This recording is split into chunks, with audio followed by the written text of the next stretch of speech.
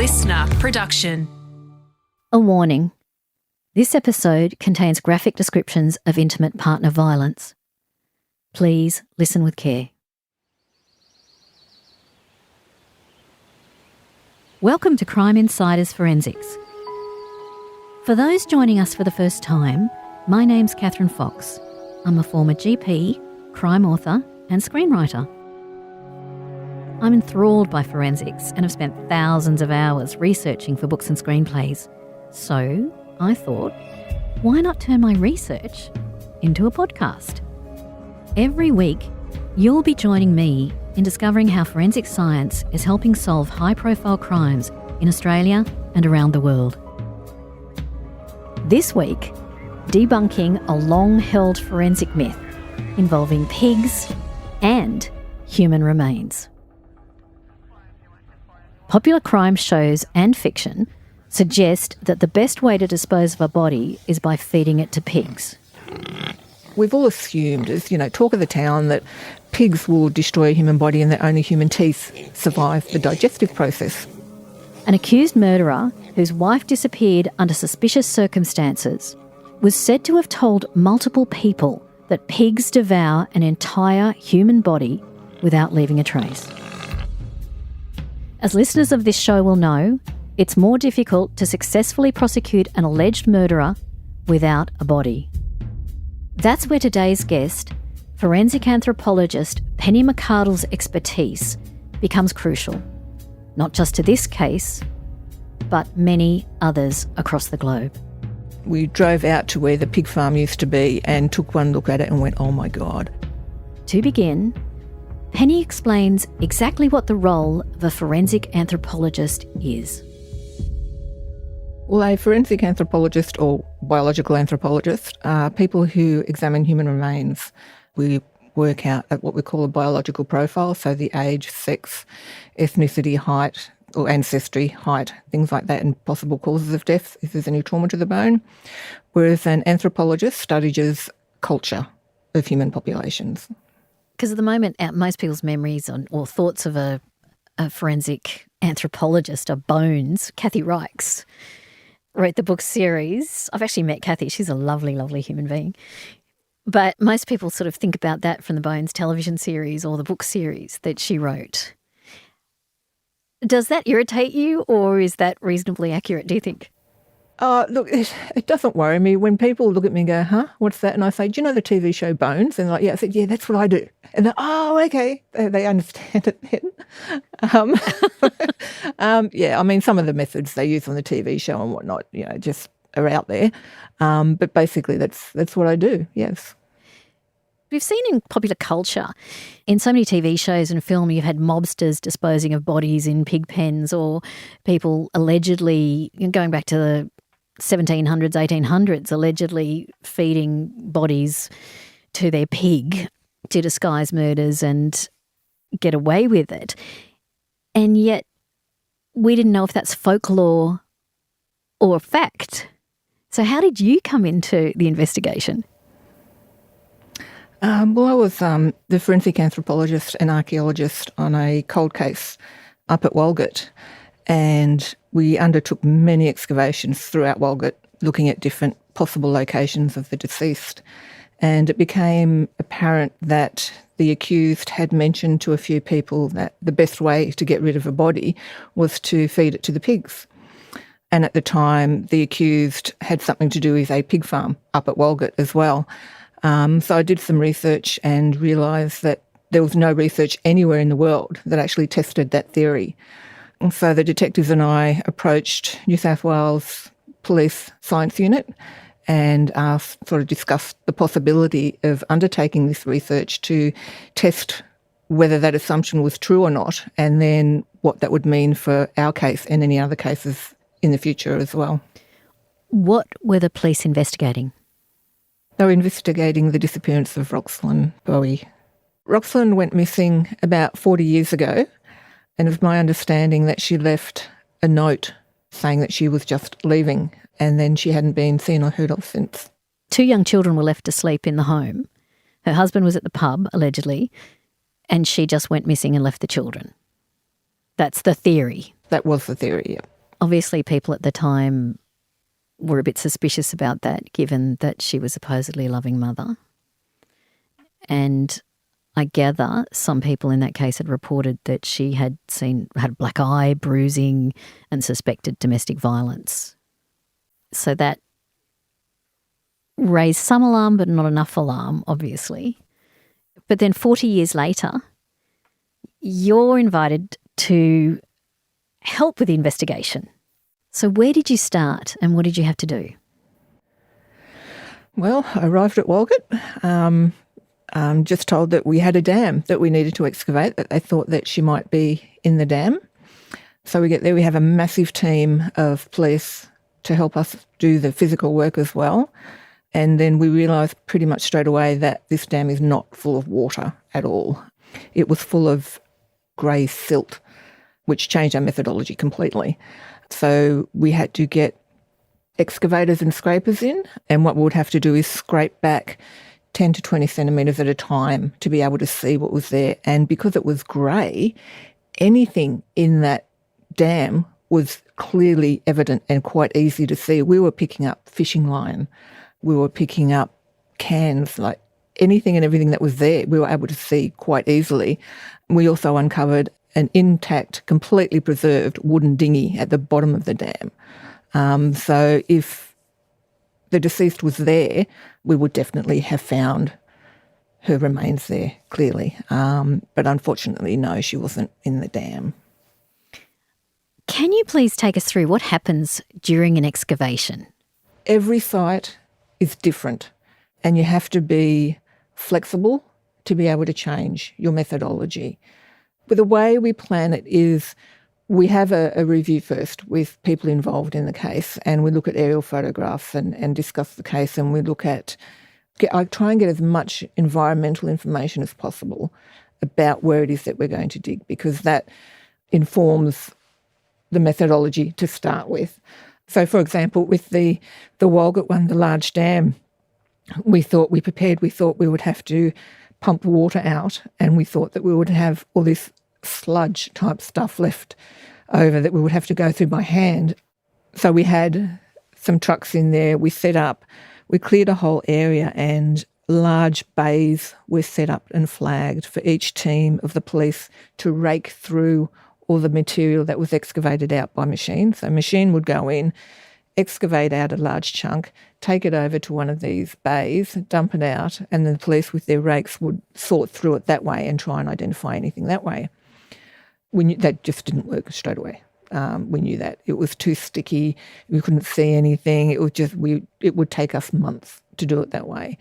So we excavated a little bit further in to try and determine what it is that we were dealing with away from the edges, and how we were going to proceed. And that's when it became evident that it was this silt material on top. So our methodology changed in that we had to excavate, instead of going from the top down, which is the way you would normally excavate, from the surface, you excavate down, we had to actually go from the side and go in through the middle of it that way because of the nature of the dam. So we would excavate large chunks out the front of it, sort through that, and then we would have to have road gravel placed in it as we progressed, so when the machine was on top, it wouldn't sink into the ground. That's a massive task.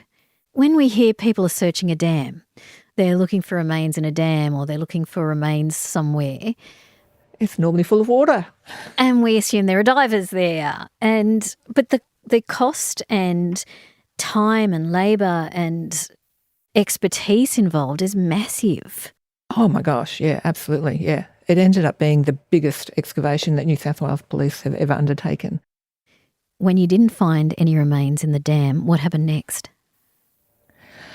The next place we looked at, they went back, the police and crime scene went back to the original house and were examining that, and there was what looked like, I'd been back at home by this time, so they sent me photographs. What looked like may have been a grave outline next to the house was a possibility. So I came up again, had a look at it, and it wasn't. It was what we call a drip line from the guttering.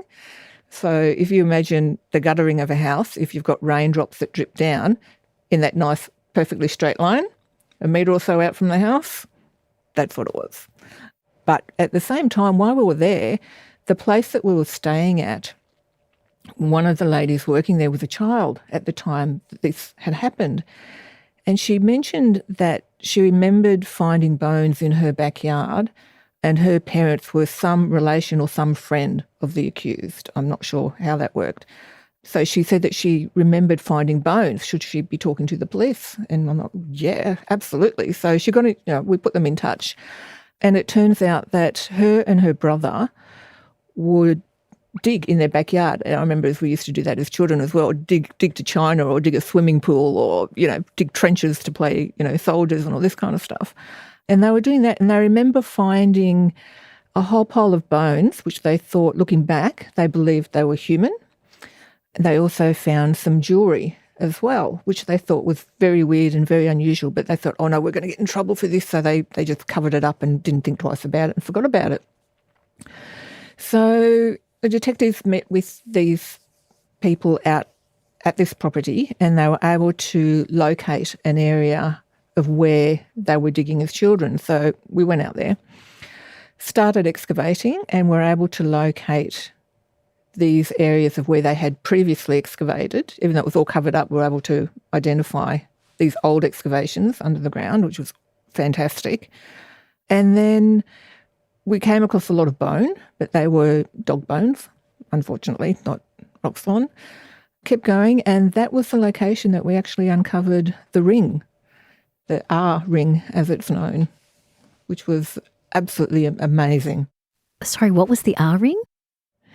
So that was a ring that Roxlyn used to own. A silver ring with the letter R on it was found, along with a mask and a scalpel packet, because we know that he was in the ambulance at the time of her disappearance. So we found all those together.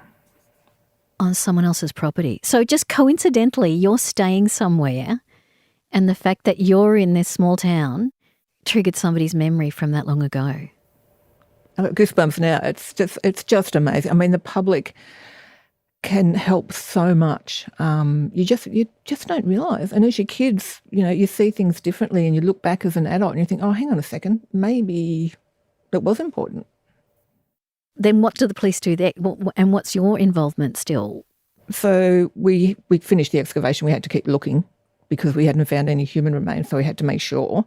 So we completed that excavation and then we didn't really have much else to do. We were kind of waiting and wondering what to do next because the police always knew that he had these conversations about getting rid of human remains using pigs. And at the end of that excavation, we drove out to where the pig farm used to be and took one look at it and went, oh my God. It was this massive paddock covered in white pebbles that all looked like teeth. I'm like, oh my God, how are we going to excavate this? And it's going to take forever, like for something that pigs may or may not be able to pass human teeth intact. Like, how in the world are we going to do this? If we were going to go and try and find human teeth, all of that would have to be examined in fine detail to determine whether it was a human tooth or even part of a human tooth. It was just phenomenal. But we didn't have to do that because we knew it would take weeks and weeks and weeks, and it wasn't feasible at the time. So that's when one of the detectives and I said, hang on a minute. We've all assumed, as talk of the town, that pigs will destroy a human body and that only human teeth survive the digestive process. Let's find out. So I did some research and I found there was no research anywhere in the world that had actually tested this theory. And there were 3 other cases around the world that I could find that involved humans being left in a pig pen, and they were found shortly after they were disposed there. So the deceased was almost completely intact. So nothing like what we were faced with. So then we started talking about, okay, well, we need to do some experiments. First of all, to find out if it's true, because if it's not true, if nothing is left, then it's pointless spending God knows how long excavating this pig pen. But if something does survive, then we'll have more of an idea of where we stand, like what survives and what is the potential of something surviving after 40 years as well. So we were discussing this with the New South Wales Forensic Science Unit as well. So they came on board and were running the experiment. So, yeah, we ran the experiment, fed them a range of the kangaroo slurry that the pigs would have been fed, as well as human teeth that were donated by people from a dentist as the analogue for humans, because we couldn't use humans to feed to the pigs, obviously. So we used what they used. And the results were really surprising. Yes, pigs do leave human remains. What happens is, as they're chewing and munching into these large bones and small bones, the bones fall off out of their mouth and they start trampling them into the ground.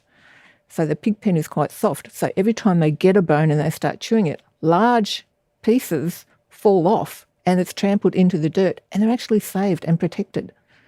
They don't go down digging for them anymore. They're buried. And then their scat was also examined, and we have teeth do survive as well. Bone does, but only very tiny fragments survived the gut process, and the teeth were identifiable as human as well. So for a forensic anthropologist, that is just fantastic news.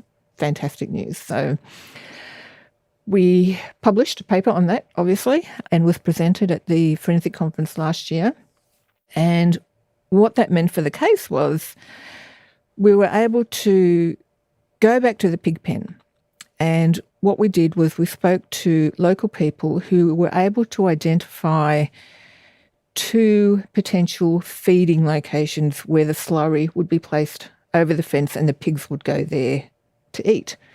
So that helped us focus where our excavation would be. So we started excavating in one area, and we found we weren't finding any of the evidence that we found during the experiment. So there weren't any bone pieces that were present. There weren't any teeth that were present. There wasn't anything, basically, just the odd animal bone here and there that could be accounted for by just anything and everything. Animals dying in situ and things like that. There was nothing there that matched what we found during the experiment. So we stopped that excavation there and went to the second location in the pig pen and started excavating there, and straight away we found the types of things that we were finding during the experiment. So we were finding a lot of broken bones, ranging from small right up to large pieces of bone that were easily identifiable. So we knew that we were in the right place then, and we were able to focus our excavation in that area rather than doing the whole pig pen. So we did that and we completed that. Unfortunately, there were no human bones found, but that experiment enabled us to actually test that assumption, that theory that pigs, do they or don't they consume a whole human body or a whole carcass? No, they don't. Large pieces of bone are trampled into the ground, and they're protected because they then become covered in the dirt. And that sort of pattern of bones is evident in the archaeological record even 40 years later, deep down, that's been subject to numerous flooding events and erosion and all sorts of things. So that was really valuable information for the case to enable us to excavate that area. What about teeth? The human teeth did survive the gut process, and there was no evidence of any acid or anything interfering with the teeth at all. If they were broken, it appears that was through the mastication process, not through what happens in the gut. Did you find any teeth at all in that pig pen? Human teeth? No, unfortunately. A few animal teeth we did, but not human teeth, no.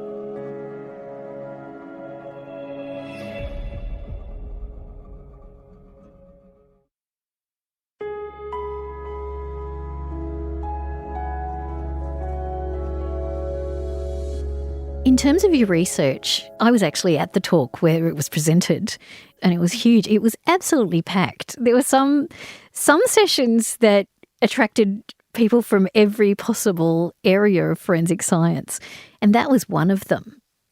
And I vividly remember the photos of the various stages. But one of the things I remember is not all the teeth were recovered. So were some of the teeth consumed? It is likely that through the mastication process they might have been ground that much that as they've come through, they weren't identifiable as teeth fragments maybe. Did you actually tag the teeth? Yes, they were tagged, yes. Yep. And the forensic odontologist, he was managing and monitoring the dentition or the teeth side of things. I was the bones. And how small a piece of bone can it be to identify it as human? It depends on what part of the bone it is. There's a lot of morphological traits on a bone that are clearly human.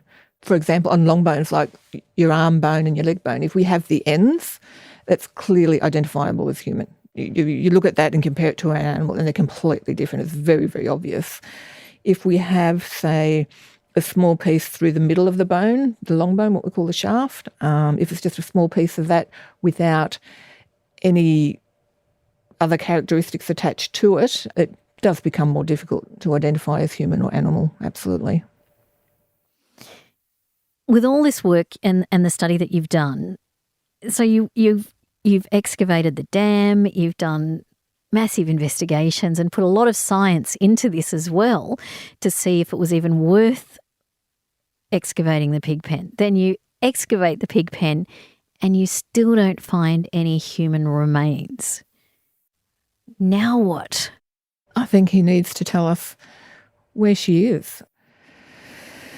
I think maybe one day someone will stumble across some remains and it might be Roxlyn if he doesn't say anything. There's no power in holding back that information. You've got nothing left. Just give it up. Does that suggest she wasn't put in the pig pen, her remains, or you just can't exclude that? Oh, look, he might have been saying that. Oh, who knows? Who knows what these people think, to be honest. I know that we excavated the pig pen where people believed their pigs were fed, like those feeding locations at the time, and they were excavated and cleared. There were no human remains at those locations. Whether there are elsewhere, whether they were fed elsewhere in that pig pen, I don't know, but the two people that were spoken to clearly identified those two locations. In the end, he was taken to trial and he was charged with Roxlyn's murder. And at the trial, it's interesting, former partners came forward and ascribed him as being very violent to them. And with no body, Roxlyn's got no remains to be found. That hinders a case as well. It was far more difficult to prosecute a murder case without a body. You've got word of people who say he said that the remains would be destroyed in the pig pen, but there's no evidence there was any human in the pig pen.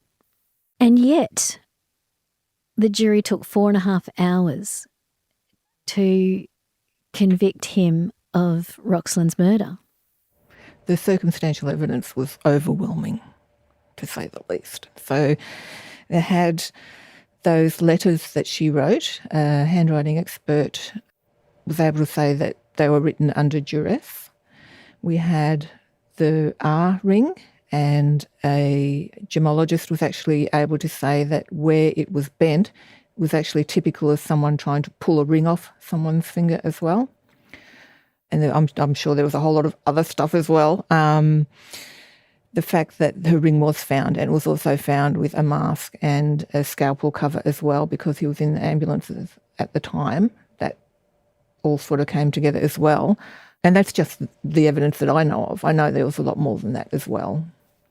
In terms of the study with the pigs, do you think that's likely to help in future cases? Oh, absolutely. Absolutely. There'll be no more, pigs destroy remains, so we're not going to bother looking. It's a case of, if there's potential, we are definitely going to go looking now as well. And it doesn't matter whether it's a day old, a week old, or 50 years old. Depending on the environment, we know that this evidence can survive that long. Why has it taken so long to actually do a study to confirm that? I don't know.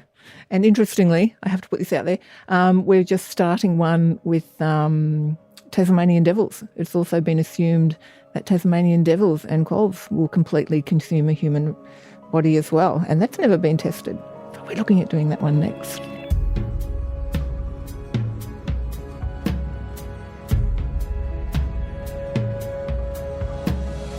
Crime Insiders Forensics is a LiSTNR original production.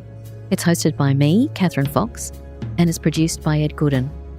Sound design and imaging is by Link Kelly.